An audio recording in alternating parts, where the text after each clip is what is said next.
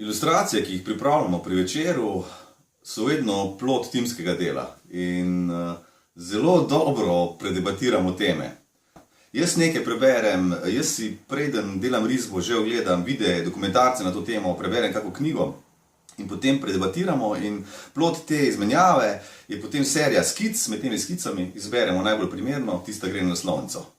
In včasih zadenemo bistvo problema in take ilustracije so včasih dovolj univerzalne, da lahko stojijo tudi same zase, brez besedila. Ampak največji čar je pa ravno v tem, ko si besedilo pa podoba razdelita delo. Besedilo podrobno, ilustracija pa v enem samem pogledu opiše bistvo teme.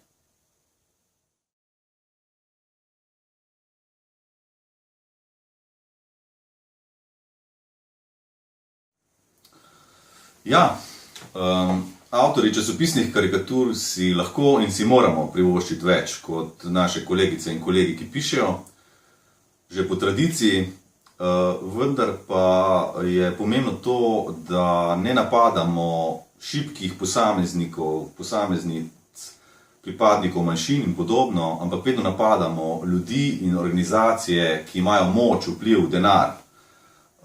Kljub temu, da se zdi, da je samo ISIS in Al-Kaida, samo te skrajne islamske organizacije sodijo med ljudi, ki to še redno gledajo in ki res strastno reagirajo na karikature.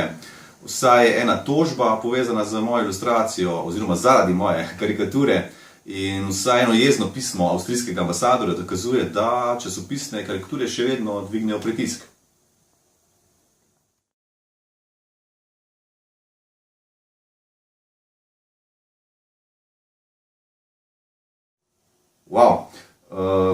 Res, moj teden je zelo naporen, ker poleg risb in stripov, ki jih delam, še dvakrat na teden prideta k meni mladostnika, ki imata avtizem in imam pedagoške ure z njimi. Dvakrat na teden imam stripovsko pa literarno delavnico, tako da izredno veliko delam tudi ponoči, kar ni dobro za zdravje. Na vprašanje, kako usklajujem to tedensko obveznost oziroma tedenske obveznosti z daljšimi ustvarjalnimi procesi, lahko pa bolje kot jaz odgovori moj sin. Tako da dajmo vprašati mojega starejšega sina.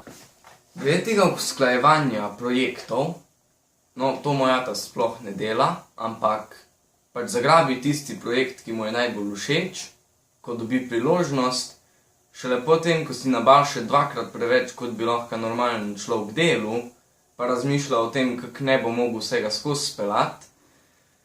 In potlej imamo galamo tule, ker je čist nervozen, pa jamra, ker ne more sfolgati vsega, ampak na koncu se ponavadi izide in uspe.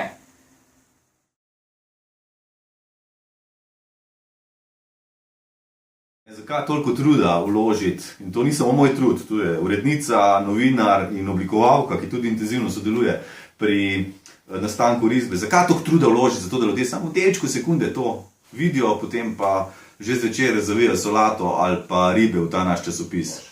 Kaj pa pravite šele na to? Na te čudovite strani iz časopisa New York World, to je Pulitzerjev časopis, kjer so se za sobotno prilogo risarji in risarki takole trudili.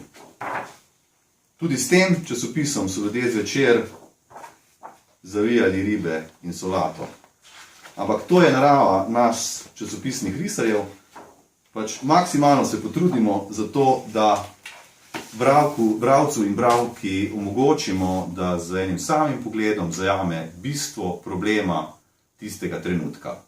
V digitalni dobi se to ni spremenilo, če so prej časopisi romali na smeti, zdaj romajo nekje v ene izgubljene poljane interneta in živeti moramo s tem, da samo tu in tam kakšna risba ostane v zgodovinskem spominu, vse ostalo je izgubljeno.